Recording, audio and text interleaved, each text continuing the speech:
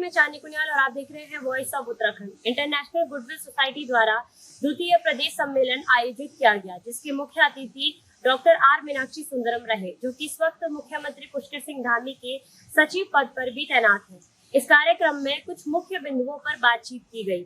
उत्तराखंड में बढ़ते पलायन को लेकर चिंता जताई गई। उसी के साथ दूर दराज क्षेत्रों में तैनात अफसरों के समय पर ट्रांसफर न होने की भी बातचीत की गई।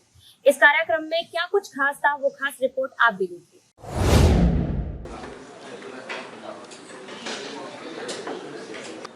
स्क्रीन गायब हो गई है। इसके साथ ही हमारे साथ हमारे national general secretary R K. Bhatnagar साहब, वो भी हमारे साथ ऑनलाइन जुड़े हुए हैं। और इसके साथ ही हमारे जितने भी इंटरनेशनल गुडविल सोसाइटी के जो चैप्टर्स हैं, वो भी हमारे साथ ऑनलाइन जुड़े हुए हैं। और हम यहाँ पर फिजिकल रूप से ये दूसरे कन्वेंशन के अंदर हम लोग सब इकट्ठे हुए हैं। और यहाँ का जो ये चैप्टर है, हमारे यहाँ के चैप्टर के अध्यक्ष श्री डॉक्टर आर मीनाक्षी सुंदरम साहब, मैं उनका आभार व्यक्त करना चाहता हूँ कि उन्होंने इतने अपने बहुमूल्य समय में से, इतने व्यस्त समय में से इस इंटरनेशनल गुडविल सोसाइटी की आज की मीटिंग को ऑर्गेनाइज करने के लिए उन्होंने आज का समय उन्होंने दिया। और मैं इसके साथ ही हमारे जो परमानेंट एग्जीक्यूटिव कमेटी के मेंबर हैं श्री सुभाष कुमार सर, उनकी एनर्जी से, और एन रविशंकर साहब हमारे सीसी मेंबर हैं, उनकी एनर्जी से आज ये कार्यक्रम सीसी मेंबर हैं।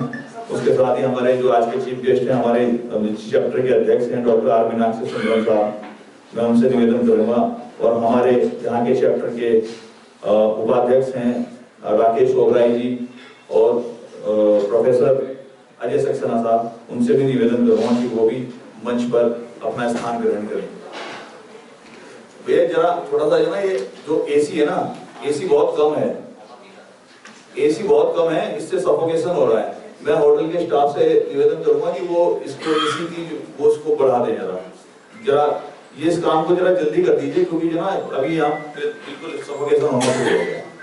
अधिनायक जय हे भारत भाग्य विधाता, पंजाब सिंध गुजरात मराठा द्राविड़ उत्कल गंगा, विंध्य हिमाचल यमुना गंगा, उच्छल जलधि तरंगा, तब शुभ नामे जागे, तब शुभ आशीष मांगे।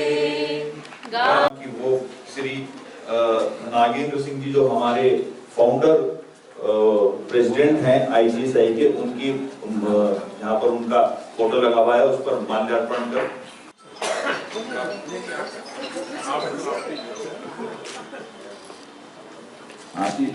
योगेश जी एसी के लिए कहा है।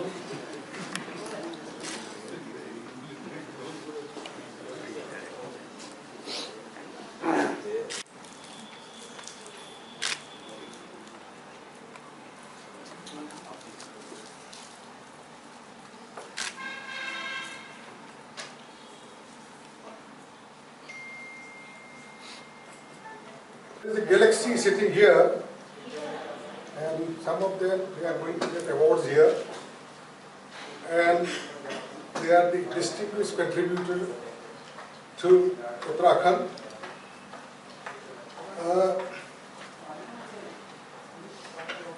I can see some of them here. My friend Yogesh is there. Now he is Director General UPOST. Sandeep Sharma ji is there. He is the Director of Higher Education. And all the distinguished guests. And my students of Matrona Society, they are also there.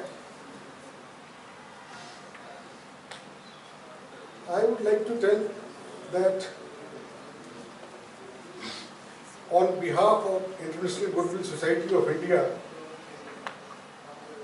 Uttarakhand chapter, the second regional convention of Uttarakhand region, the theme of this regional convention is Roadmap of Sustainable Development। बच्चे भी जुड़ गए हैं, कुछ लोग physically मौजूद हैं, और इस प्रोग्राम के मेंटर हमारे कुंवर राज स्थाना जी हैं।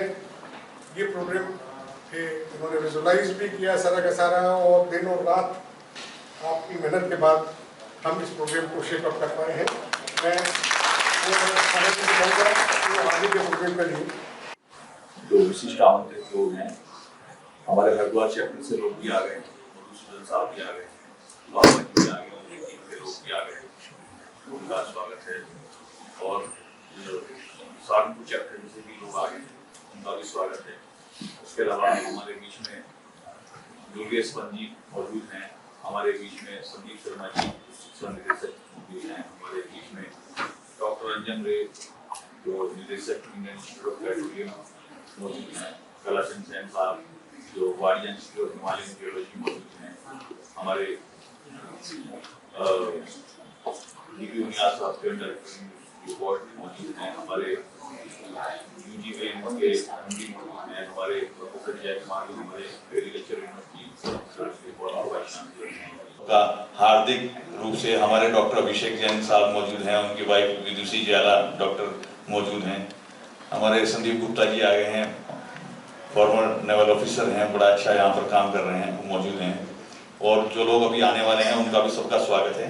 अब मैं कार्यक्रम को आगे बढ़ाते हुए मैं निवेदन करूँगा प्रोफेसर अजय सक्सेना जी से कि वो डॉक्टर योगेश नारायण जी जो हमारे नेशनल प्रेसिडेंट हैं उनको उनकी ब्लेसिंग स्पीच के लिए उनका निमंत्रण उनको दें। इससे पूर्व उनका आप एक ब्रीफ जो है उनको पढ़ें और तब उनको आप निमंत्रण करें।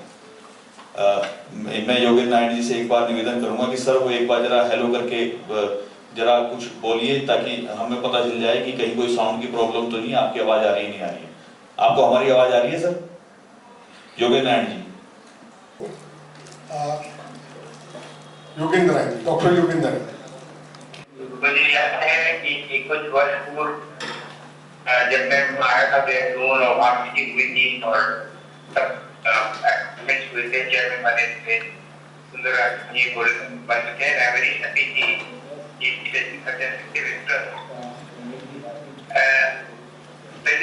जो आप जाते तो रखिए सस्टेनेबल डेवलपमेंट होगी और ये इसका इम्पोर्टेंस सब मालूम होना चाहिए, सब एक्सप्लेनेशन देना बताना चाहिए, एड्रेस करना चाहिए, इवैल्यूएशन होनी चाहिए कि what does it mean sustainable development goals और गोल्स कितना है। यूनाइटेड नेशन ने 17 गोल्स तो दिया है और सस्टेनेबल डेवलपमेंट मान ये होता है डेवलपमेंट होता रहे और सस्टेनेबल वे हो, यानी कि इतना हो कि आपने अर्थ को पूरा एक्सप्लॉइट कर लिया, एयर को एक्सप्लॉइट कर लिया और वही जो आने वाली जनरेशन है उसके लिए कोई फैसला। अब देखिए हमारा ऑयल एंड गैस का प्रॉब्लम होता है, हम लोग उसको एक्सप्लॉइट करते जाते हैं, पेट्रोल भी ऑयल को निकाल रहे हैं, पानी का भी एक्सप्लॉइटेशन हो रहा है। अब हमारा अंडरग्राउंड जो वाटर है उसका लेवल नीचे चला गया है कि जगह जैसे डार्क हम लोग कहते हैं इसको डार्क एरियाज आने लगे हैं। तो we have to also ensure regeneration of water. All these things are very important. I'm sure आज आपके जो प्रवक्ता हैं जैसे सस्टेनेबल डेवलपमेंट गोल्स पर बोलेंगे और डिस्कशन होगा उसमें उसका जो अर्थ है और preserving this earth and having life उसके बारे में भी चर्चा होगी। देखिए हमारे जो बिजली की खपत है, अब बिजली की खपत इतनी बढ़ती जा रही है कि अब आप तो ये भी चेक कर रहे हैं कि यहाँ बिजली लगी है बड़े बड़े शहरों में, मेट्रो स्टेशन में, मेट्रो सिटीज में, वहाँ शॉर्टेजेस होने लगी हैं और में पड़ रहा था कि जो आपके बिजली खपत रोकने की जो आपके पावर एक्सचेंज या पावर खरीदा जाता है उसमें खरीद किया पावर पैसा नहीं दिया जाता है। मिनिस्ट्री ऑफ पावर ने स्टेट को कर दिया है उनकी डिस्ट्रीब्यूशन कंपनी की आप ले सकते तक आप पेमेंट ना करें। तो इसके हमें पॉलिसी होनी चाहिए कि कम से कम हम एक्सप्लॉइट करें नेचर देखिए बिजली किससे पैदा होता है, या तो कोयल से होती है या ऑयल से होती है। कोयल के लिए भी शॉर्ट है, हमारे पास जो पावर हाउस है कोल इंडिया लिमिटेड है, उसकी कंपनी से कोल नहीं हो पा रहा है, टेंशन वाला रहता है। और जितना आप कोल यूज कर रहे हैं उतनी आपकी जो है क्षमता है, कोल की कैपेसिटी है, वो कम होती जाती है। इस तरह ऑयल वैसे हम लोग 84% में इम्पोर्ट करते हैं, ऑयल क्रूड पेट्रोल और जो 16% हम लोग यूज कर रहे हैं उसकी पूरी कम हो जाती है और 84% में हाई प्राइसेस पर करता है। तो आप देखिए उन्होंने नया मैकेनिज्म क्या निकाला है जो डीजल शॉर्टेज, उन्होंने इलेक्ट्रिकल व्हीकल निकाला। इलेक्ट्रिकल व्हीकल प्रोडक्शन है दो फायदे हैं, एक तो जो कंजम्पशन ऑफ पावर है और ये जो ट्रांसमिशन लाइन की लंबी आती है from power station to the consumer space, उससे आपको की जरूरत नहीं हुई। दूसरा पॉल्यूशन जो है इतना बढ़ गया हमारे में, हम लोग तो शहर में रहते हैं और इतनी सीरियस प्रॉब्लम्स के और ब्रीथिंग के हो गए हैं नोएडा में, और सिर्फ नोएडा नहीं पूरे एनसीआर रीजन में, कि हम लोग कि हमको सांस लेने में दिक्कत हो जाती है। तो this is because we are exploiting nature. तो मैं चाहूंगा कि देहरादून की आईजीएसएन चैप्टर और जितने हमारे चैप्टर कंट्री में हैं उनको सस्टेनेबल डेवलपमेंट गोल के बारे में अवगत कराया जाए और स्ट्रेटेजी अपनाई जाए कि जिससे कि इसका एक्सप्लॉइटेशन का हम लोग बहुत ज्यादा जो कर रहे हैं, दोहन कर रहे हैं, वो कम हो। हमारे हरियाणा में और पंजाब में राइस प्रोडक्शन, अब राइस प्रोडक्शन में आपको बहुत ज्यादा पानी चाहिए, तो जब बहुत ज्यादा पानी चाहिए तो आप एक्सप्लॉइट करते हैं अंडरग्राउंड वाटर। तो अंडरग्राउंड वाटर भी जैसे मैंने पहले भी कहा कि उसकी लेवल गिरती जाती है और एक स्टेज आएगा कि आप उसको एक्सप्लॉइट ही नहीं कर पाएंगे, पानी निकाल ही नहीं पाएंगे अंदर। तो इन सब चीजों की अवेयरनेस क्रिएट करना, वो भी सोसाइटी, हमारी सोसाइटी के लिए एक मोटिवेशन होना चाहिए, एम होना चाहिए टू मेक पीपल अवेयर कि कम से कम खपत करिए, हर चीज की कम से कम खपत करिए। अब देखिए अब जो लेटेस्ट फिगर आए हैं, बीट प्रोडक्शन कम हो गया पिछले साल, 3% गिर गया है। अब पूरे दुनिया में शॉर्टेज हो रही है बीट, क्योंकि यूक्रेन वॉर के बाद है, और 3% हमारा प्रोडक्शन और भी गया है। तो हम लोग के पास वो पानी नहीं चाहिए, हम लोग रेन वाटर पर डिपेंड करते हैं, इरिगेशन है नहीं हमारे फैसिलिटी के तहत। तो जैसे कहते हैं ना, हर ड्रॉप के साथ आप अपना प्रोटेक्टिव यूज करते हैं। This is the aim of sustainable goal, development goals. और sustainable development goal United Nations ने इंस्टीट्यूट ऑफ पीएम को अवार्ड दिए। आगे बढ़ाते हुए मैं प्रोफेसर अजय सक्सेना से निवेदन करूंगा कि वो हमारी जो आज के district guest doctor Alka Mittal, जो हमारे देहरादून से ही बिलोंग करती हैं और हमारी ओएनजीसी की चेयरमैन एंड मैनेजिंग डायरेक्टर हैं, वो हमारे साथ ऑनलाइन जुड़ी हुई हैं, क्योंकि आज एक पार्लियामेंट्री कमेटी आई हुई है और उस वजह से जो है थोड़ा सा समय का वो हुआ, तो इसलिए वो ऑनलाइन जुड़ी हुई हैं।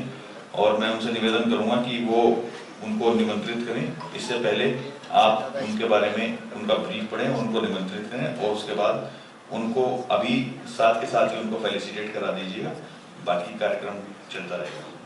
डॉक्टर अलका मित्तल हम लोगों के साथ जुड़ चुकी हैं और उनके रिप्रेजेंटेटिव के तौर पर यहाँ पर डॉक्टर रामराज रेड्डी जी मौजूद हैं। और डॉक्टर अलका मित्तल का इस वक्त आप चेयरमैन हैं और सीएमडी हैं इस वक्त ओएनजीसी की, देहरादून से ही हैं। और ये पहली महिला है जो चेयरमैन बनी है, इसका सम्मान बिल्कुल जाता है।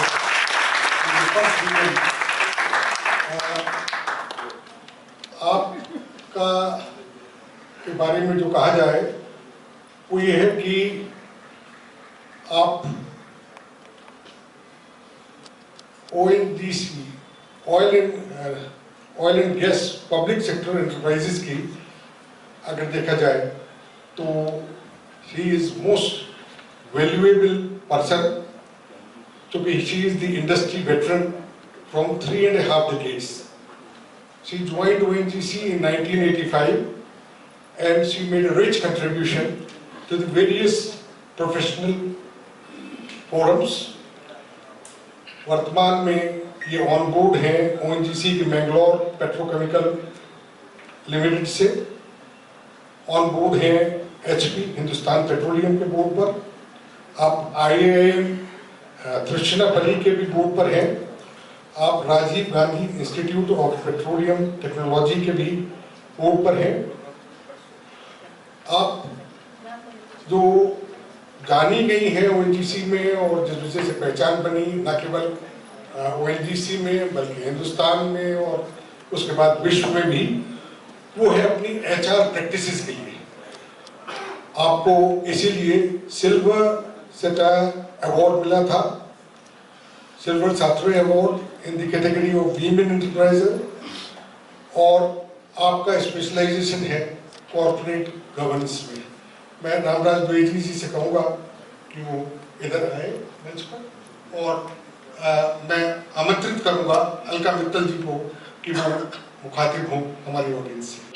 200 feet below the ground, and once this well is stabilized, we will be able to make effort to generate geothermal energy out of this hot water, and very hot water. And ISOR from Iceland is partnering with us to provide expertise. And this particular generation of power, geothermal power, will help the Indian Army and the population of Ladakh. So this is one initiative of which we take tremendous pride in. And there is another aspect. This is one initiative with which companies like ONGC can take up, because we are into drilling of wells for oil and gas. So doing this is really something very satisfying. Similar to this, we had also undertaken drilling of wells in the state of Rajasthan and Haryana, where in the areas which are water deficient. So there we had drilled wells, and we have been able to track the trajectory of the river Saraswati, which is otherwise in our ancient scripture. Using our expertise in this area, we are also ensuring that wherever we are able to conserve the coastline or the ecosystem where we are present, we make all effort. About 10 years back, we had undertaken a project for mango plantation along the coastline of western Gujarat, where enclaver we are drilling for oil on the coast on land near the coast. So there we have planted mangrove, and as a result of that, not only has the coastline been conserved, the local people there are getting employment opportunities. So these are some projects which help us in feeling satisfied that we are able to contribute towards sustainable growth, and also to take the country towards more balanced environmental conditions, I would say. So I thank all those who are present here, and I also thank you for understanding the challenge I was facing in not being able to be there in person. So please bear with me on this, and I would just simply do namaskar to all of you.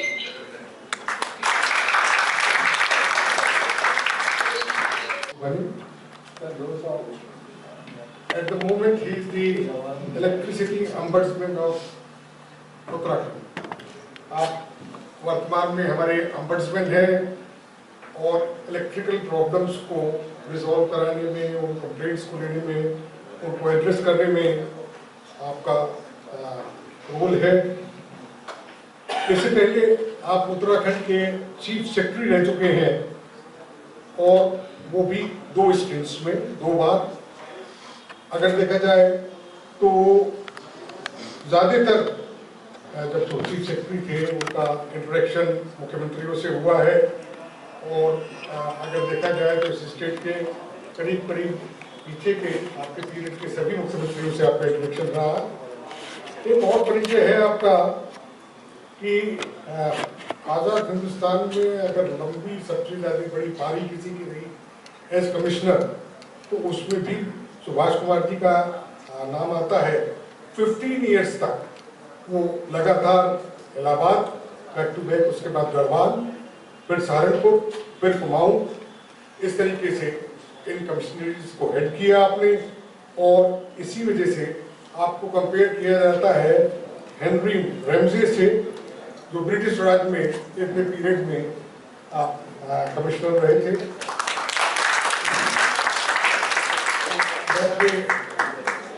We are very proud कि हमारी संस्था international goodwill society से जुड़े हुए हैं।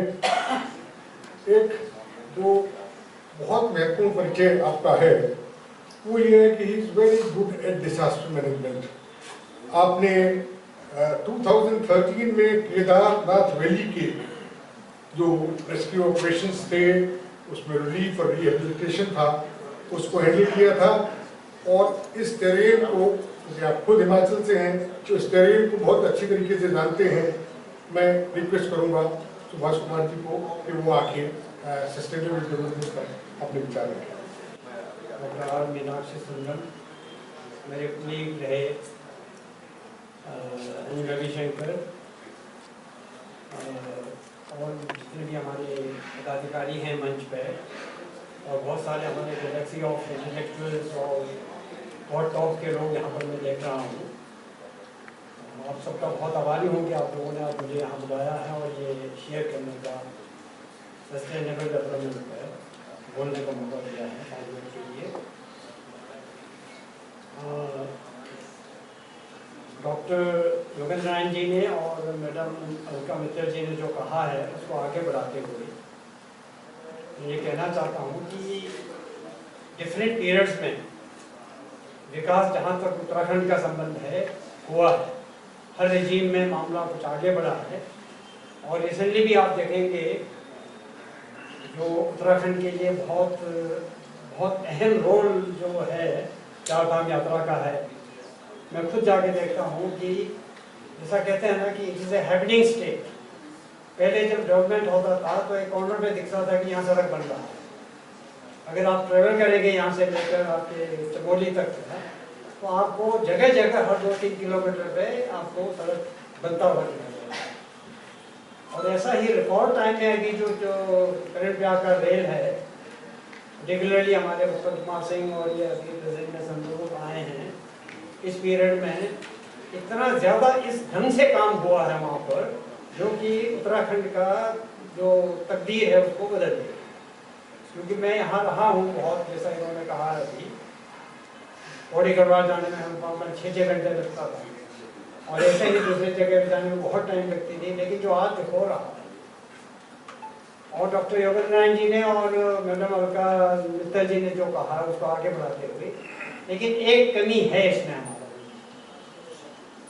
जैसे development के लिए क्या होना चाहिए कि वहाँ लोग ज़्यादा बसना चाहिए।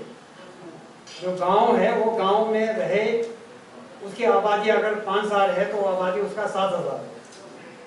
लेकिन in the context of Uttarakhand ये नहीं हो रहा। अभी आप देखेंगे उत्तराखंड में, मैं तो बहुत ये मिलम की तरफ गया हूँ, आपके जो ग्लेशियर है ये जो उसके ऊपर सांकरी के ऊपर जो है वहाँ गया हूँ। बहुत सारे इंटीरियर में जा रहा हूँ तो आबादी वहाँ पर जो है कम होता है। और मैं अपना आपको कंपेयर करके बताऊंगा, हिमाचल में जिस जगह से मैं आता हूँ, हमारा लाहौल स्पीति डिस्ट्रिक्ट है। स्पीति में आज की तारीख में जब मैं मैट्रिक में पढ़ता था तो जहाँ एक घर था वहाँ 20 घर हो गए। और 10 जगह में अपने वैली में जहाँ 15-20 गाँव ही है और 40-50 गाँव हो गए। तो मतलब ये है कि वहाँ लोगों को कुछ सुविधा मिल रही है। अगर आप यहाँ देखेंगे पलायन आयोग क्यों बनाया? पलायन आयोग इसलिए बनाया है कि लोग वहाँ से पलायन कर रहे हैं। पलायन करने का मतलब ये है कि वहाँ कुछ मिल नहीं रहा, अदरवाइज क्यों पलायन करता? अभी आज 2 पत्रकार मेरे पास आए थे, योगेंद्र खंडूड़ी है और एक विनोद राणा है। वो दोनों जो है पहले हिमाचल में रहे हैं। तो वो बता रहे थे कि हिमाचल की ब्यूटी ये है कि चीफ मिनिस्टर से लेकर चीफ सेक्रेटरी से लेकर आपके स्टाफ जो है 4th क्लास तक का अपना अपना बगीचा है। वो जब रिटायर होते हैं तो वो अपने गांव जाते हैं। उनका सोशल लाइफ इतना बढ़िया है वहाँ पर जो है, और अपना कंपेयर करता है। ये खंडूड़ी और राणा दोनों यहीं के हैं, रहे हैं वो हिमाचल में। आज ही बात हुई थी उससे, किसी बात को पूछने आए। तो ये इसका पलायन आयोग इसलिए बनाया गया है कि सब गांव पलायन हो रहा है। पर्टिकुलरली आप देखेंगे धारचूला की तरफ जो है, अब जाके तो रोड बना है वहाँ पर, नहीं तो मैं 2011 में जब मैं चीफ सेक्रेटरी था तो मैं 94 किलोमीटर पैदल गया आपके लिपू लेक तक। कितने गांव एबेंडेंड है, आधे में तो ताला लगा हुआ है, और विंटर्स में सब लोग नीचे आ जाते हैं। और एज कम्पेयर टू दिस हमारे एरिया में 14,772 में अभी आपने देखा आपके हिक्किम गांव, वहाँ का पोस्ट ऑफिस जो है वो एक आइकॉनिक प्लेस बन गया। जो हिमाचल की जो पोस्ट मास्टर जनरल थी, अभी जाके उन्होंने उद्घाटन किया, तो वो जो बॉक्स होता है पोस्ट ऑफिस का वो बहुत बड़ा दिखाया है। तो वहाँ पर जो है लोग जा रहे हैं कि वर्ल्ड का हाईएस्ट पोस्ट ऑफिस है। तो इतना हाइट से भी लोग माइग्रेट नहीं कर रहे हैं। तो हम लोगों को ये देखना होगा, क्योंकि मीनाक्षी जो है आजकल सीएम साहब के भी साथ में है। आज परसों में सीएम साहब से मिला भी था, तो ये बात मैंने उनको छेड़ा था। मैंने कहा था यहाँ ये दिक्कत है, अब सस्टेनेबल डेवलपमेंट हम लोग, एक बार हमारे यहाँ भी लोग कहते हैं कि साहब यूपी में बड़ा अंधेर करती थी, ये होता था वो होता था, लेकिन ऐसा नहीं था। डॉक्टर तो मुझे याद है 30-35 डॉक्टर जो है आज के डेट में 8-10 डॉक्टर थे वहाँ। तो वो इसलिए है कि वहाँ कोई रहता नहीं। कल मैं सीएम साहब को जब बता रहा था, chief engineer Jal Nigam he is supposed to stay at Pauri, वो रहता नहीं है वहाँ पर। ऐसा ही चीफ इंजीनियर बीरोडी है, चीफ इंजीनियर आपका उसका इरिगेशन के हैं, आपके जल संस्थान के जनरल मैनेजर हैं। चीफ इंजीनियर जल निगम के अंडर में जो है 6-7 सुपरिटेंडिंग इंजीनियर हैं। एक सुपरिटेंडिंग इंजीनियर के अंडर में जो है लगभग 6-7 एक्शन हैं, और कुल मिला के 30-32 एक्शन हो जाता है।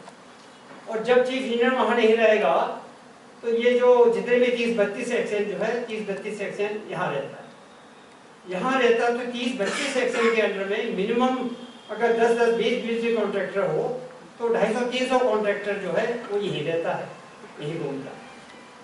जब मैं वहाँ पौड़ी में कमिश्नर था तो 2-3 होटल वाले थे, तो वो पूछते थे कि आपका डिविजनल मीटिंग कब है। तो मैं उनसे कहता था कि हमारे डिविजनल मीटिंग से आपका क्या लेना देना है। मतलब साहब जब आपकी डिविजनल मीटिंग होती है तो हमारा होटल जो है पूरा बुक हो जाता है, या तो अधिकारी आ जाते हैं, या कॉन्ट्रैक्टर आ जाता है, या कोई और गेस्ट आ जाता है, और लगभग 3 दिन हमारा जो है बहुत बढ़िया वो चलता है। तो ये सब यार्डस्टिक है, क्योंकि जब वहाँ डिलीवर करने वाला ही नहीं रहेगा, ना वहाँ कोई आपको टी-शर्ट मिलेगा, ना वहाँ आपको कोई जेई मिलेगा। और मैं क्योंकि ऐसा मैं इसलिए नहीं कह रहा हूँ कि ये आइडियलिज्म है, आपने अपने टाइम पे नहीं किया, मैंने अपने टाइम पे किया था। मैं रात को जो है सबका लैंडलाइन लिया हुआ है, चीफ इंजीनियर से लेकर जेई तक का जो है घर का लैंडलाइन नंबर। अब आजकल ये हो गया कि मोबाइल लेके बैठे हुए हैं, कहीं से भी देखा तो मोबाइल बात हो जाए तो कहाँ हो तो एक वैक्यूम हो जाता है वहाँ। पौड़ी अब उजड़ गया है। मैं ये कह रहा हूँ ना, जब 82-83 में था तो पौड़ी में हलचल होती थी, पब्लिक होता था बहुत सारी यूपी के टाइम से, क्योंकि अब वो जाएंगे कहाँ वहाँ पर। तो ये मैं ये कहना चाहता हूँ कि डिलीवर करने के लिए, क्योंकि आज बहुत ये किस्में से ये हमारे मीनाक्षी यहाँ पर है, तो मैं उनसे कह रहा हूँ, मैं अगर सीएम साहब ने कहा था इस काम के लिए मुझे आप लगा दीजिए, मुझे कोई सैलरी भी नहीं लेना है, मुझे कोई, मैं अपने काम पे भी 2 साल मेरा है, मैंने कहा 6 महीने में दोनों कमिश्नर से कह के मैं इस व्यवस्था को ठीक कर दूंगा। अगर आप चाहें तो अभी उनसे बात करके रहेगा तब तो सस्टेनेबल डेवलपमेंट होगी। अब काम कर दिया, सड़क हो गया, रिपेयर करने वाला है कोई। जब कोई जाता है, कोई अब डेट में जो है किसी को जो है बर्थ सर्टिफिकेट चाहिए, किसी को कुछ चाहिए, किसी को कुछ चाहिए, तो वहाँ तो डिलीवर करने वाला है ना सब देहरादून में। और ऐसा ही आपके वहाँ का हाल है, कुमायूं का हाल है।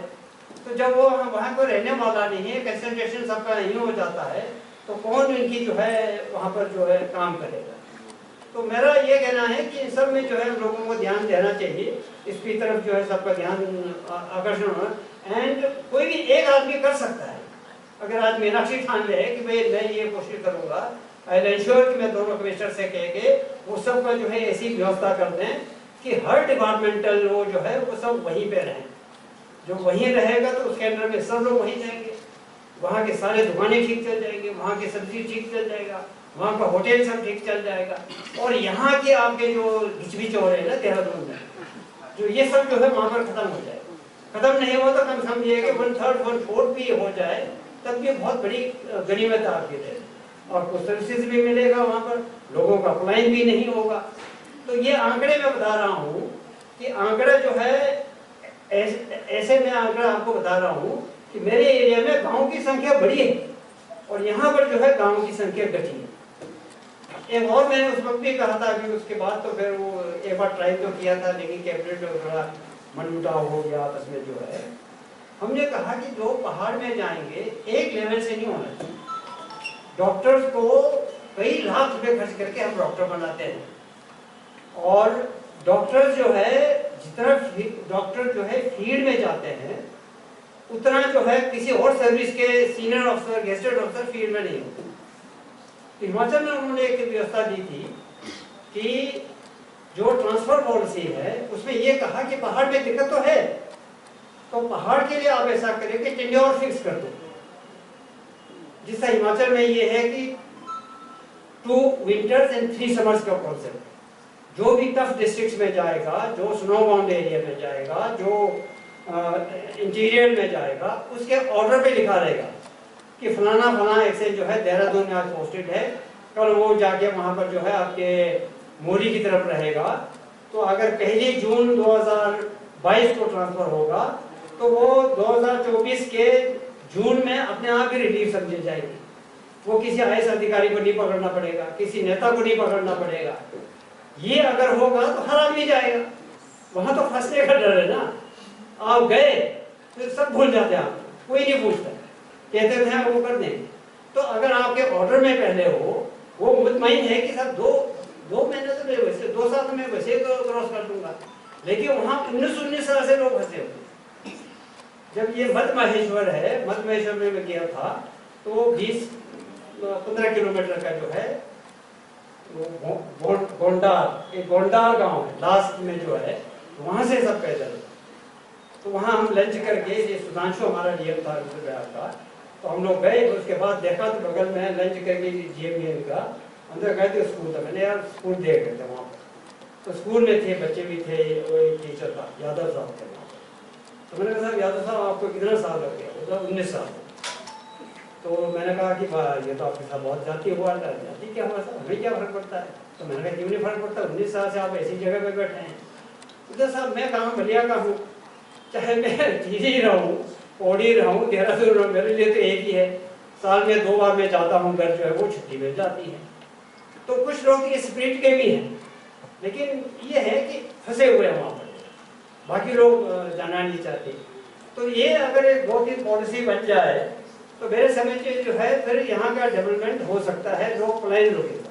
पहाड़ का सबसे ज़्यादा प्रॉब्लम जो है पलायन का है, वहाँ कोई रहना नहीं चाहता है। जितने भी लोग हैं या तो सब रुड़की में हैं, या देहरादून में हैं, या कोटद्वार में हैं, कुमायूं के हैं तो या हल्द्वानी में है, या रामनगर में है, या उसी के आसपास में है। सारा पॉपुलेशन जो है आपका नीचे आ गया है। तो ऐसी व्यवस्था होनी चाहिए हम लोगों का। बाकी तो जैसा मैंने कहा ना, हर राज्य में कोई काम होता रहता है, बहुत अच्छे अच्छे काम हो रहे हैं। अभी भी आजकल हमारे व्हाट्सएप ग्रुप बना हुआ तो हम देखते हैं कि एक कलेक्टर जो है ऐसे नए इनोवेशंस कर रहे हैं, नए अच्छे काम कर रहे हैं, और उसका दूसरों को पता भी लग रहा है। एक अच्छा एक वो उसमें मिलता है। तो मेरा ये 2-3 प्रैक्टिकल चीज़ें हैं, मैंने कहा कि मैं आज मौका मिला है शेयर कर लूँ। मैं आप सबका बहुत बहुत धन्यवाद।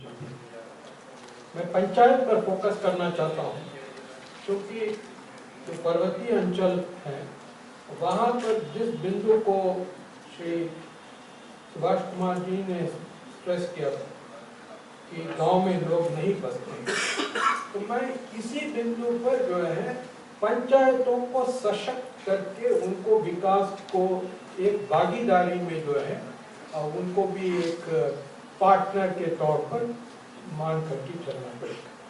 जिस प्रकार से ONGC अपने CSR corporate social responsibility activities में जुड़े हुए हैं और अनेक गांवों में जो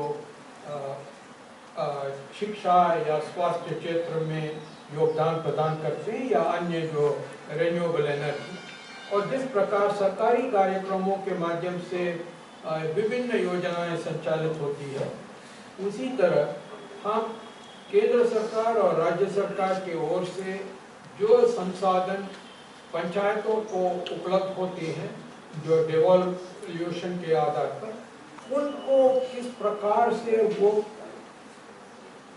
सही इस्तेमाल करें, उसके लिए उनका नेतृत्व में भी जो है प्रशिक्षण प्रदान करना है। तो मैं समझता हूँ कि पंचायत स्तर का नेतृत्व की ओर फोकस करना चाहिए, ताकि हम इस ह्यूमन रिसोर्स को यूज करके लगभग 1 करोड़ रुपया प्रति वर्ष एक पंचायत को प्राप्त होता है। उस 1 करोड़ रुपया में कायाकल्प कर सकते हैं उन पंचायतों को, अगर सही मायने में उसका प्रयोग किया जाए। एंड ये डाउटेड होना है, चाहे वो जल संस्थान का कार्यक्रम हो, चाहे वो बिजली विभाग का कार्यक्रम हो, चाहे वो न्यूट्रिशन का हो, शिक्षा का जो मध्याह्न भोजन का कार्यक्रम हो, सबको समाहित करके सामूहिक रूप से जो है उसे आगे ले चलने के लिए उन्हें अपने स्तर पर जो पंचायत के जो प्रधान हैं या अन्य जो सदस्य हैं नेतृत्व प्रदान करना चाहिए। 33% आरक्षण भी है महिलाओं के लिए, तो महिला सशक्तिकरण का भी प्रमुख अंश होना चाहिए, ताकि उनका भी सहभागिता इस विकास की जो रथ है, तो इस विकास की रथ में उनका भी सहभागिता होना नितांत आवश्यक है। मैं चाहूँगा कि जो सस्टेनेबल डेवलपमेंट गोल्स हैं, उन गोल्स के बारे में हमारे पंचायत के सदस्यों को सरल स्वरूप में उनको समझाया जाए। ये शायद शिक्षा का हो, एराडिकेटिंग पॉवर्टी, न्यूट्रिशन की हो, या मतलब स्वास्थ्य के प्रति चेतना की बात हो, सबके बारे में जो है हमें एक ट्रेनिंग कार्यक्रम होना चाहिए। जिस तरह मतलब क्योंकि यहाँ पर सचिव माननीय मुख्यमंत्री भी हैं और अनेक वरिष्ठ प्रशासकगण भी हैं जो जिलाधिकारी रह चुके हैं और अभी शासन में सचिव पद पर हैं, क्योंकि IAS के लिए एकेडमी बनी है, तो उसी तरीके से जो है आप जितने भी state institute of rural development या उस तरीके के प्रशिक्षण केंद्र हैं, उनके माध्यम से ये विकास की बात है। Second, public private panchayat partnership के अतिरिक्त साइंस एंड टेक्नोलॉजी, एक साइंटिफिक टेम्पर को ले आना बहुत जरूरी है। DG UCOST doctor Durgesh Pant ji बैठे हैं, मैं आपसे आग्रह करूंगा कि आपका जो आउटरीच है वो आउटरीच जिस तरह से कृषि विज्ञान केंद्र के माध्यम से आउटरीच होता है उत्पादन के बढ़ाने के लिए, उसी प्रकार से साइंटिफिक टेम्पर अपनाने के लिए हमारे गांव में भी ये होना चाहिए। मैं इन्हीं पहलुओं पर जो है अपना ध्यान केंद्रित करके आपके सम्मुख अपना विचार रखना चाहता था, और मैं समझता हूँ कि प्रत्येक स्पीकर का जो बात कही गई है उसको रिपीट न किया जाए तो हमें बहुत सारे आइडिया प्राप्त हो। मैं जब थीम इंट्रोड्यूस कर रहा था तभी मैंने इस बात को जोड़ने पे कहा था कि आज के हमारे chief chief speaker doctor Meenakshi Sundaram ji हैं। ये 2000 बैच के IAS हैं और फिलहाल आप सेक्रेटरी हैं एनर्जी, फाइनेंस और लेबर के, और साथ में आप एडवाइजर हैं सेक्रेटरी ऑनरेबल चीफ मिनिस्टर के उत्तराखंड। ये बहुत प्राउड हम महसूस करते हैं कि आप हमारी जो इंटरनेशनल गुडविल सोसाइटी है उसके प्रेसिडेंट हैं उत्तराखंड चैप्टर के, और हमारे आज इस प्रोग्राम के चीफ स्पीकर भी हैं। आप एक बेहतरीन प्रशासक हैं और एक बहुत ही पॉपुलर गेम्स के अंदर आपकी शुरुआत की जाती है उत्तराखंड के अंदर। और आप लोगों ने शायद वर्णावत पर्वत के बारे में सुना होगा, उसमें लैंडस्लाइड शुरू हुई थी। आप उस वक्त वहाँ पर DM थे उत्तरकाशी के, और जिस तरीके से आपने हैंडल किया था उस प्रॉब्लम को, जिस तरीके से तो पूरे स्टेट ने वाहवाही करी थी आपकी। क्योंकि इसके अलावा जहाँ पर भी डिजास्टर की बात आती है, जहाँ पर भी एडमिनिस्ट्रेशन की बात आती है, वो आपका होते हैं। जब हरिद्वार में फ्लड्स की बात थी तो ही वॉज द पर्सन, आपको वहीं भेजा गया कि आप जाके उसे हैंडल कीजिए। ही वॉज DM हरिद्वार और आपने मैनेज किया वहाँ के फ्लड्स को। देहरादून को स्मार्ट सिटी बनाने में अगर नींव में कोई जना है, नींव डालने वाला आदमी, तो वो मीनाक्षी सुंदरम जी हैं। आप वाइस चेयरमैन थे MDDA के, और आप ही ने विजुलाइज किया था, आप ही ने प्रेजेंटेशन दिए थे, और उसी वजह से देहरादून की जो कहा जाता है कि हम लोग स्मार्ट सिटी हैं। हालांकि आजकल इस पे बहुत ज़्यादा डिबेट होने लगी है क्योंकि मेंटेनेंस काफ़ी देहरादून का पुअर होता जा रहा है, और इस वक्त जो रेनी सीजन है उसको भी एक रीज़न है। मैंने इससे पहले भी जिक्र किया था कि इंफ्रास्ट्रक्चर जो है वो इस वक्त चरमराया हुआ है पूरे देहरादून का। जहाँ तक आपके एक्सपीरियंस का ताल्लुक है, आप housing, tourism, civil aviation, disaster management सभी में आपका स्पेशलाइजेशन है, और फिलहाल आप सेक्रेटरी एनर्जी हैं, फाइनेंस हैं को देख रहे हैं, और लेबर को देख रहे हैं, और बाखूबी अपने जितने भी विभाग हैं उनका संचालन कर रहे हैं। मैं आमंत्रित करूंगा मीनाक्षी सुंदरम जी को कि वो आए।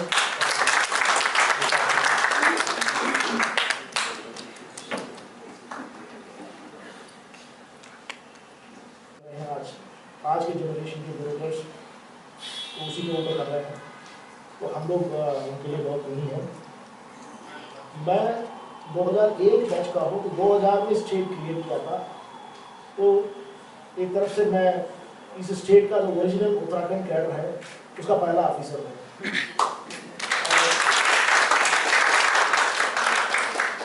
और if my memory is correct, Ravishankar साहब सचिव कार्मिक थे जिन्होंने मुझे चिट्ठी भेजा था मेरी डिस्ट्रिक्ट ट्रेनिंग को लेकर के। जब मैं अकेडमी में था तो मुझे अल्मोड़ा जाना था, तो बाद में 6 लोगों की ट्रेनिंग हो गया था। Subhash Kumar sir disaster management के एक्सपर्ट हैं, तो उनसे मेरी पहली मुलाकात भी एक डिजास्टर के दौरान ही हुई थी। मैं टेहरी में प्रोबेशनर था, सर कमिश्नर थे, और बूढ़ा केदार में क्लाउड बस्ट हो गया था। तो उस समय हैंडल करने के लिए कमिश्नर साहब आए थे, तो मैं प्रोबेशनर के रूप में पहली बार उनसे मिला था। स्टेट डेवलप नहीं हुआ है ये कहना तो बहुत गलत होगा, और स्टेट काफ़ी कुछ डेवलप हुआ है। और पिछले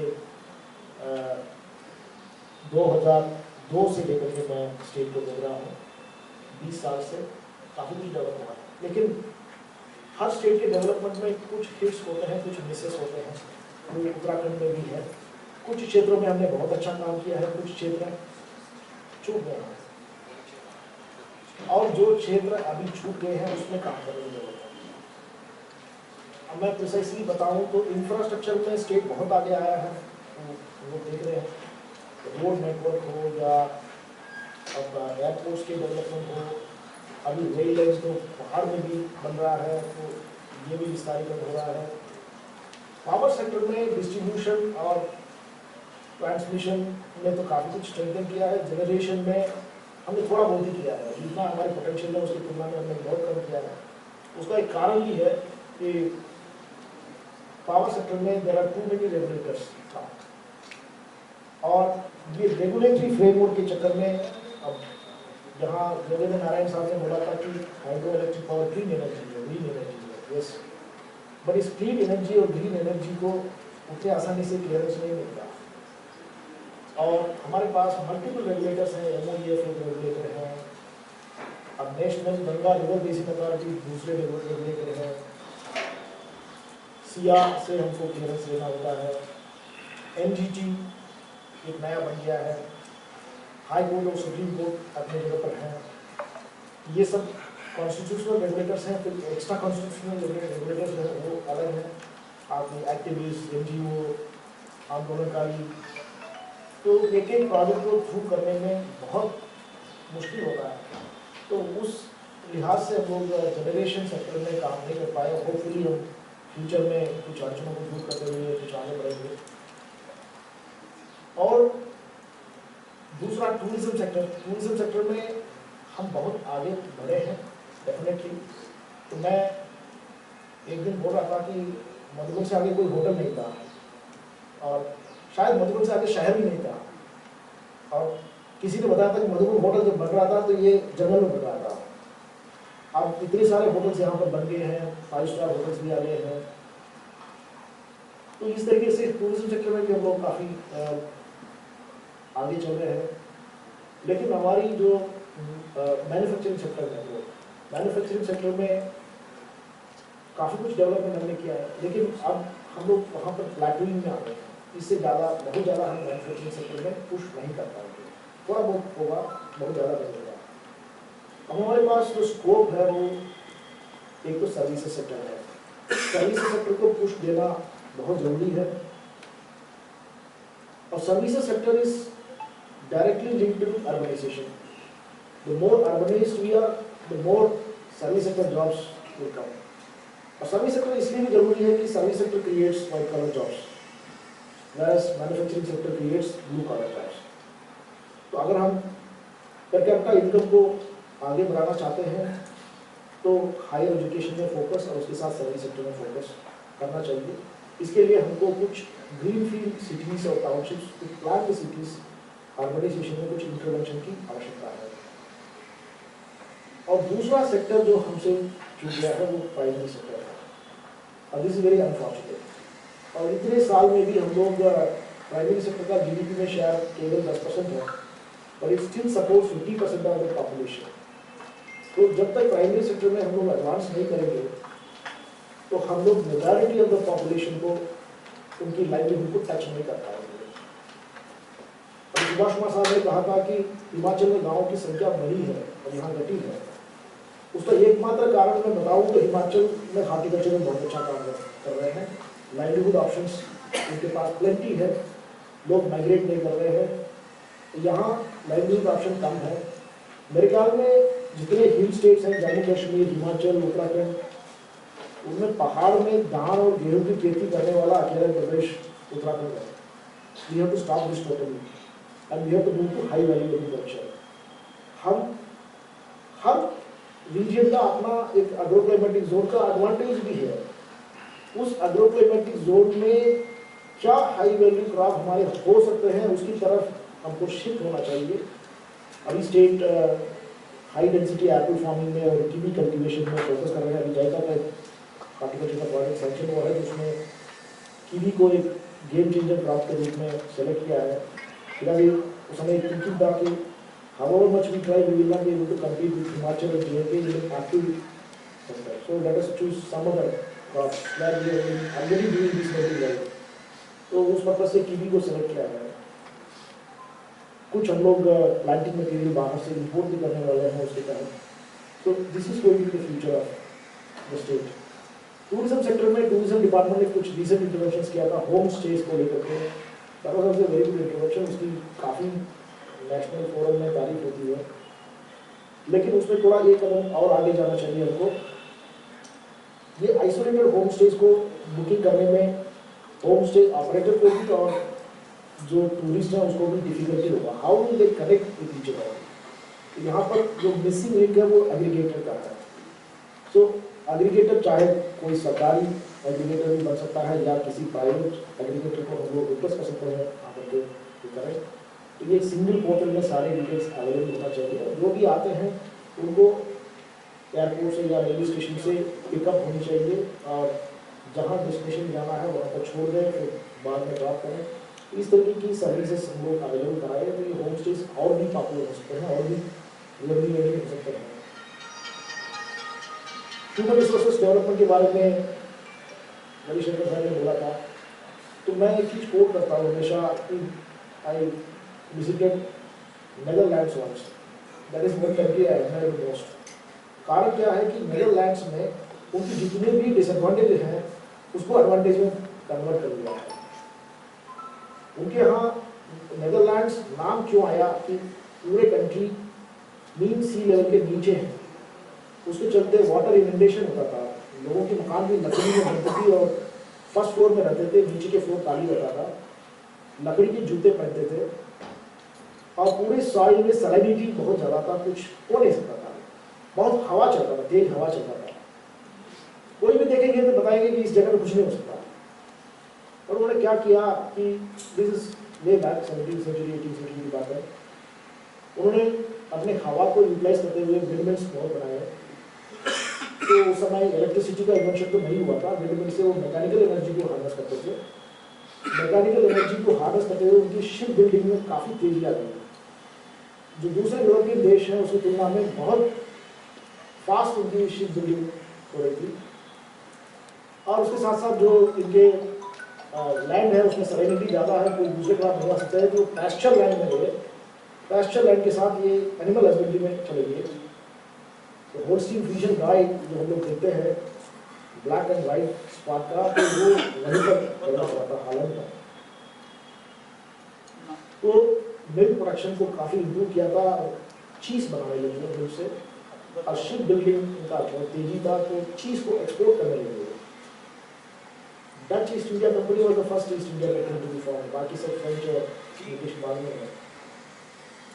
तो उसका कारण यही था कि शिप बिल्डिंग बहुत तेजी थी, बहुत जल्दी उन्होंने इंटरनेशनल बिजनेस एक दो सेक्टर में कर लिया था। आज के डेट में हमको लगेगा नहीं कि कभी वाटर इनंडेशन इतना ज़्यादा था, बहुत बढ़िया कैनाल सिस्टम बना दिया है।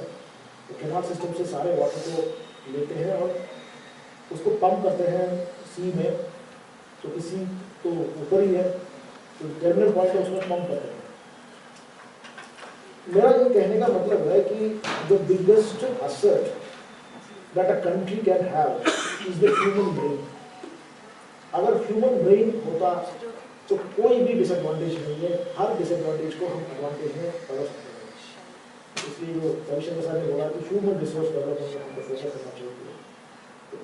एनर्जी को लेकर के जो कि हम सब सस्टेनेबल डेवलपमेंट की बात कर रहे हैं, एनर्जी की स्थिति पर अभी जो सप्लाई और कंजप्शन का जो डिफरेंस है हमारे देश में बहुत ज़्यादा बढ़ गया है, तेज़ी से बढ़ रहा है। इंडस्ट्रियल सेक्टर से लेकर एग्रीकल्चर और डोमेस्टिक जो यूज़ है एनर्जी का बहुत ज़्यादा बढ़ गया है।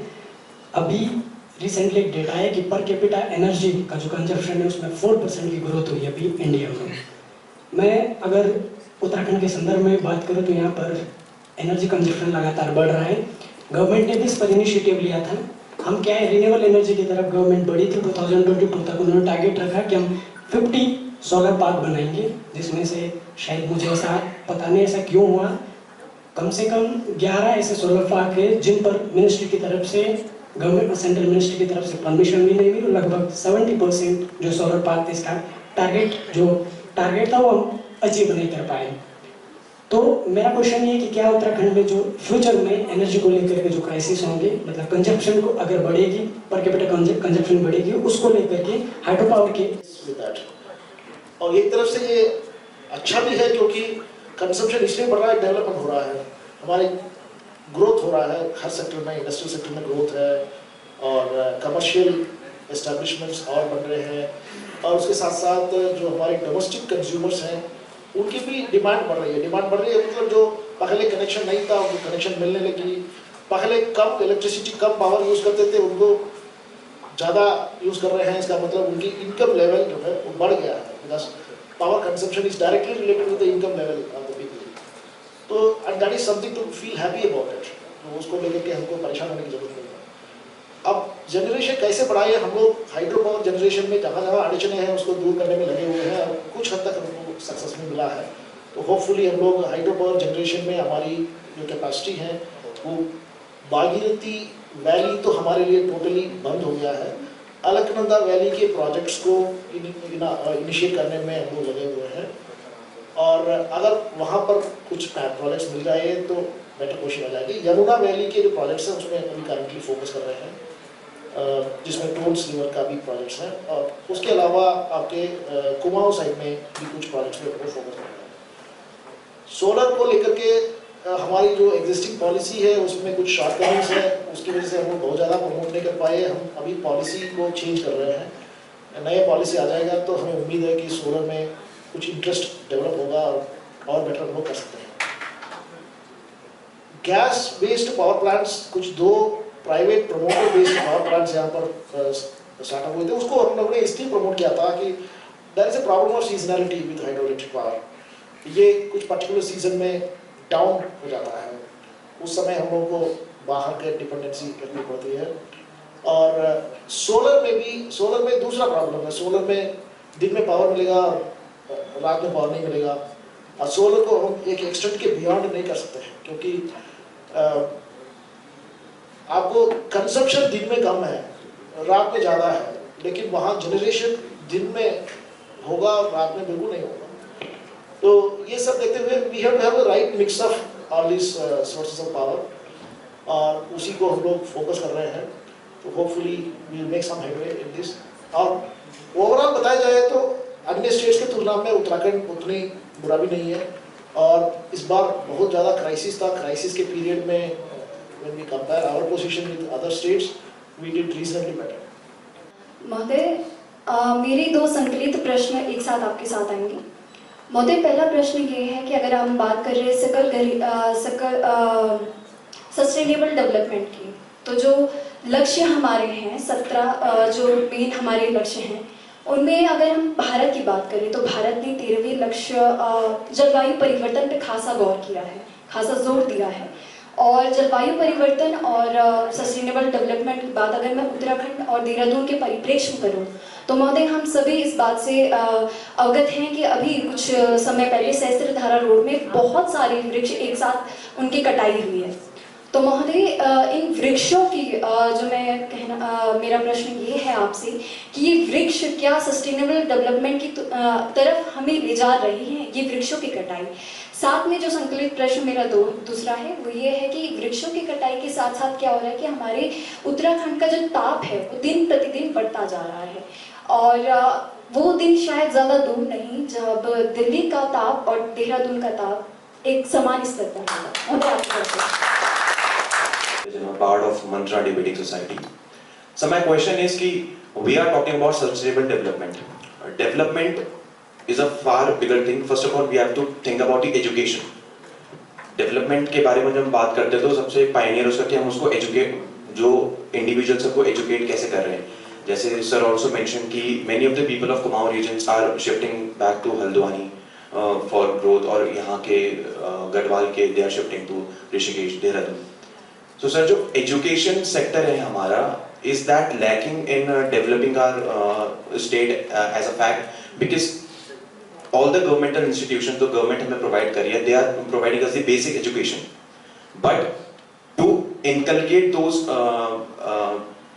different aspects of talents, such as किसी particular field में हमें कोई research करनी है, किसी particular field में हमें sustain कर रहे हैं, अपने ground level पे हम उसको ठीक कर सकते हैं, तो इस government has to work more on that field.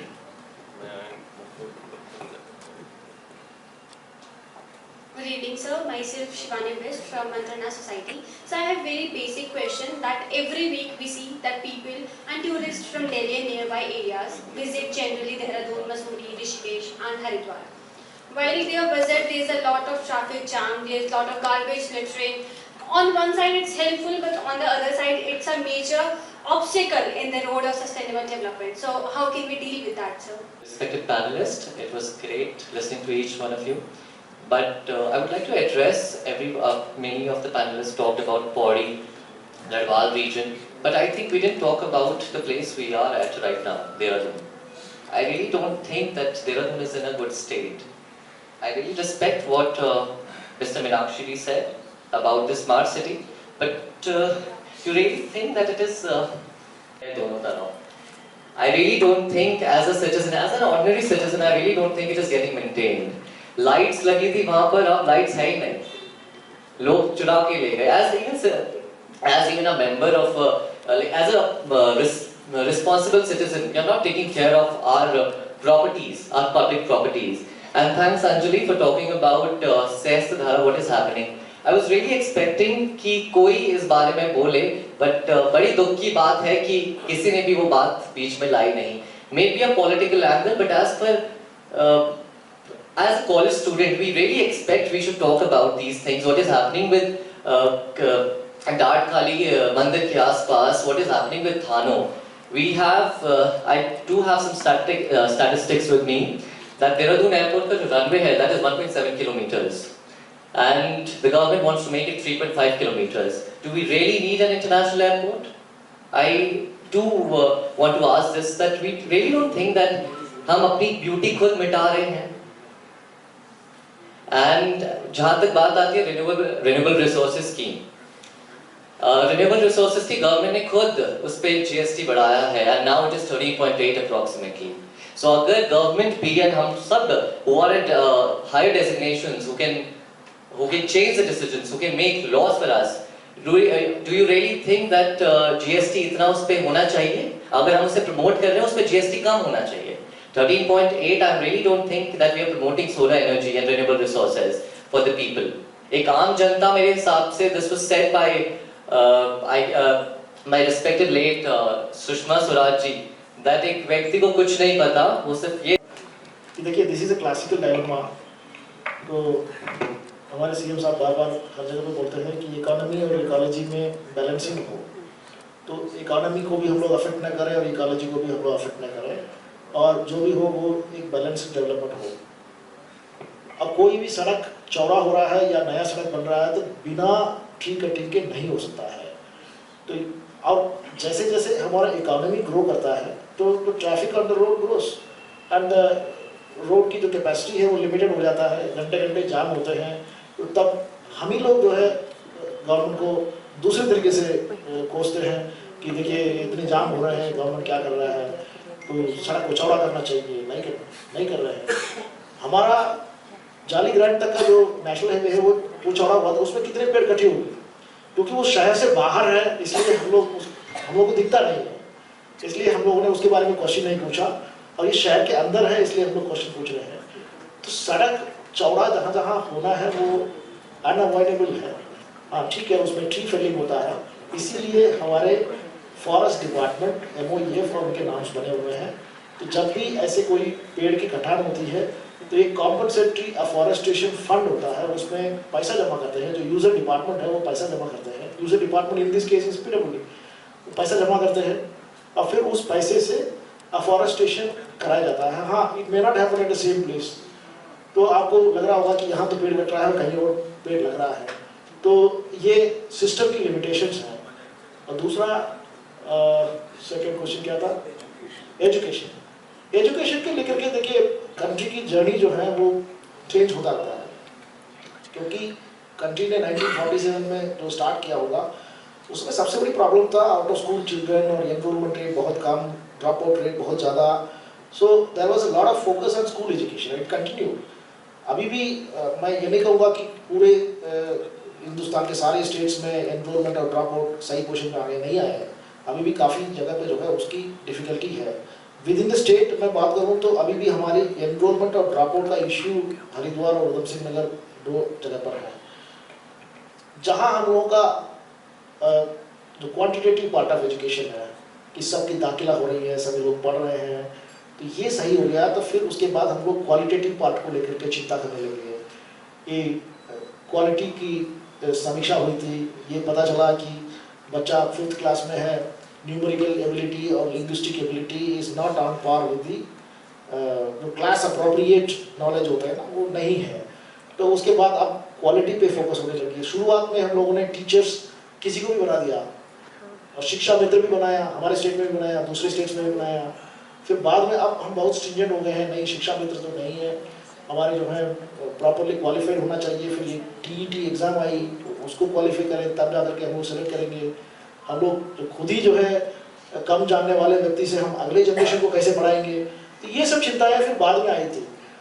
अब हायर एजुकेशन की चिंता करने का वक्त आ गया है। हायर एजुकेशन में भी डेफिनेटली फोकस रहेगी, क्योंकि पहले स्कूल एजुकेशन में फोकस था और उसमें भी पहले क्वांटिटेटिव पार्ट में, फिर क्वालिटेटिव पार्ट में आया।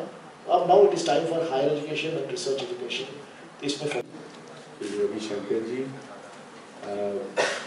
उपस्थित मेरे साथी श्री अजय सक्सेना जी, अस्थाना जी, यहाँ आप सब में बैठे हमारे यूकॉस के डायरेक्टर जनरल योगेश पंत जी, उनके साथ डॉक्टर नीता रावत जी और senior IAS officers Shri C. Ravishankar ji, doctor Rajesh Kumar ji, mister Pandey ji, Chandresh Kumar ji चले गए, पंकज पांडे जी, और यहाँ पे इतने बुद्धिजीवी वर्ग बैठे हैं, सभी को मैं नतमस्तक और बहुत बहुत आभार प्रकट करता हूँ। अपना international goodwill society of India के उत्तराखंड चैप्टर के, उत्तराखंड के देहरादून चैप्टर के तरफ से आप सबका बहुत बहुत आभार और कि आप यहाँ सब लोग आए, अपना समय दिया। 2-3 बातें जो मैं आज की इस, क्योंकि वो भी एक मेरी ड्यूटी बनती है, हम लोगों ने बहुत अच्छे विचार सुने। डॉक्टर जोगेंद्र नारायण जी का सबसे पहले विचार था कि सस्टेनेबल डेवलपमेंट होता क्या है। अक्सर हम लोग इसको एक आजकल का कैच फ्रेज है और फैशनेबल है कि सस्टेनेबल डेवलपमेंट को किसी को पता नहीं रहता। उन्होंने बड़े सुंदर तरीके से हमको बताया कि सस्टेनेबल डेवलपमेंट के मतलब क्या होता है। और मैं समझता हूँ आज भी जो हमारे युवा पीछे बैठे हैं, जो चिंतित भी हैं, वो भी इस चीज़ को समझेंगे कि आगे हम बढ़ने के लिए हमको कैसे अपने जो हमारी नेचुरल वेल्थ है उसको कैसे हम प्रोटेक्ट करें ताकि वो सस्टेन करें फॉर फ्यूचर जनरेशंस। उसके बाद हमने डॉक्टर अलका मित्तल जी को सुना, she also spoke very well. उन्होंने बताया हालांकि ONGC वो काम करता है जो जिसको हम आज चाहते हैं कि बंद हो, ऑयल की कंजम्पशन, परंतु उन्होंने बताया कि किस तरह से ONGC ने अपना रुख बदला है और अब ग्रीन एनर्जी की ओर कदम बढ़ा रहे हैं। और उसके बाद हमने सुभाष कुमार जी के जो डेवलपमेंट हुआ है पिछले 22 वर्षों में, ठीक है, हर एक चीज़ में समय लगता है। और क्योंकि मैं शुरू से यहीं पैदा हुआ हूँ, पला हूँ, यहीं पढ़ाई की, हायर एजुकेशन मैंने रुकी यूनिवर्सिटी से, वो भी उत्तराखंड में ही है, तो मुझे लगता है कि I have never left Uttarakhand for any, और अब शायद इस उम्र में तो कहीं जाने का मतलब भी नहीं। तो ये मैं देखता हूँ कि कितना इस क्षेत्र में डेवलपमेंट हुआ है। सबसे पहले मुझे याद है कि क्योंकि आपने बात छेड़ी, मैं जरा से 2 मिनट में आपको दूँ। 1980-82 की बात है, जब हेमवती नंदन बहुगुणा जी मुख्यमंत्री बने थे, तब उन्होंने पौड़ी को एज कमिश्नरेट किया था। उसके पहले हम लोग मेरठ कमिश्नरी के हिस्सा होते थे, और उन्होंने शायद 2-3 और सहारनपुर कमिश्नरी बनी और मुरादाबाद, ये सब उनके उसमें बना। तो ये चीज़ें देखिए समय समय पर होता है। और उस वक्त जो आज सुभाष कुमार जी ने कहा कि वहाँ लोग रहें, उस वक्त बहुगुणा जी ने, मुझे याद है कि कमिश्नर वगैरह के सख्त आदेश थे कि वो पौड़ी ही अपना घर बनाएंगे, वहाँ से हटेंगे। तो ये चीज़ें समय समय हुई और डेवलपमेंट भी बहुत हुआ। तो anyway sir, we are very grateful to you, आपके बातें सुन के, और हमें बड़ा अच्छा लगा कि आपके मन में क्या है, पीड़ा है, और जो पलायन के बारे में भी आपने बात की, वो भी आज इस प्रदेश के लिए एक बहुत बड़ा मुद्दा है। और मीनाक्षी सुंदरम जी ने बात भी बताई कि कैसे हम लोग वहाँ लोगों को कोशिश कर रहे हैं, और देखिए सरकारें लगती भी हैं, और जो हमारे सीनियर ऑफिसर्स हमारे बीच में बैठे हैं अलग अलग अपने क्षेत्र में काम करके, वो यही प्रयास करते हैं कि किसी तरह से इस प्रदेश डेवलप हो।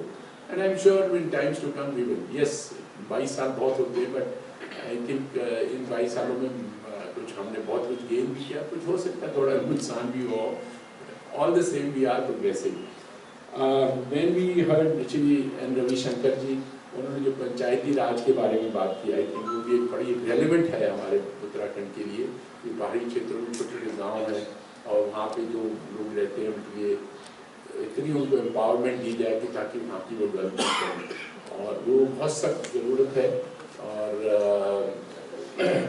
हमारे प्रदेश के लिए एंड में हमने डॉक्टर मीनाक्षी सुंदरम जी से भी उनके विचार सुने, and he spelled out what the government is doing, और इसमें कोई दो राय नहीं है, सब कुछ देखने को मिलता है। हम लोग चाहे रोड डेवलपमेंट हो, इंफ्रास्ट्रक्चर डेवलपमेंट हो, हर फील्ड में उत्तराखंड हमको बहुत सुविधाएं भी मिली हैं।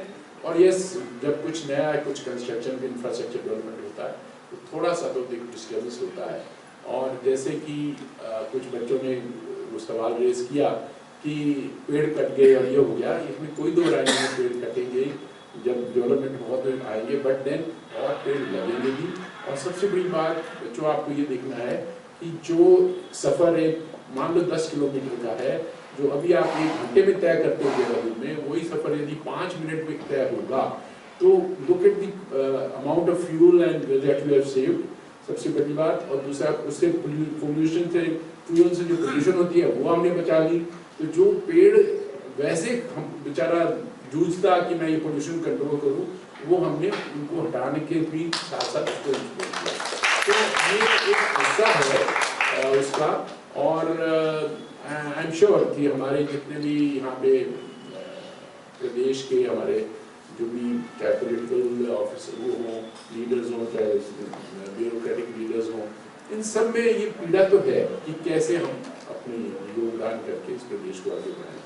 तो इसी अंत में मैं समझता हूँ कि हम लोगों ने जो आज इतने विचार सुने, एक अच्छी पहल हुई, एक अच्छे यहाँ पे बातें आई सबकी, और जो हमारी कमिंग जनरेशन है उनके भी हमने विचार सुने।